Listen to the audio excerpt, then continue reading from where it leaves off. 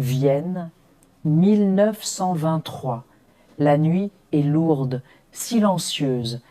Dans son appartement, le docteur Elias Voss, psychiatre au visage fatigué, sent ses mains trembler.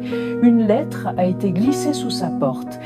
Le papier, jauni par le temps, porte une écriture frêle mais accusatrice. « Vous ne vous souvenez pas de moi, mais je suis celle que vous avez oubliée dans la salle 7. » Le sang d'Elias se glace.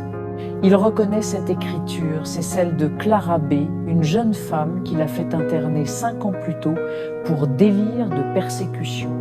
Le timbre sur l'enveloppe le foudroie, 7 mars 1918, le jour où l'asile a brûlé. C'était impossible.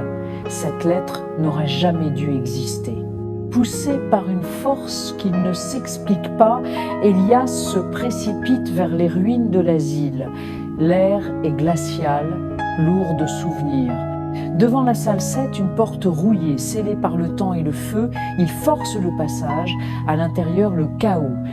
Un lit en fer, tordu par les flammes. Des murs noircis couverts de phrases griffonnées au charbon. L'homme aux gants blancs m'observe. Elias se fige devant un miroir brisé.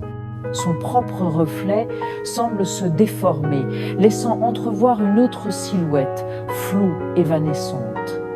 C'est là que le souvenir le frappe, un flashback violent. Clara, assise en face de lui, le regard intense lui décrivant cet homme mystérieux qui l'a hanté.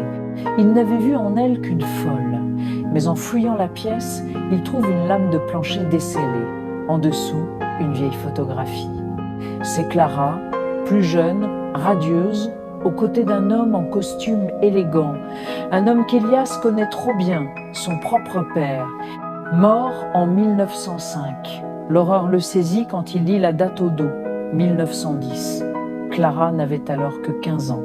De retour chez lui tremblant, Elias jette la photo dans la cheminée. Il doit effacer cette vérité insoutenable. Alors que les flammes consument le visage de son père, une inscription apparaît, révélée par la chaleur « Tu as toujours su ». À cet instant, on frappe à la porte. Fort.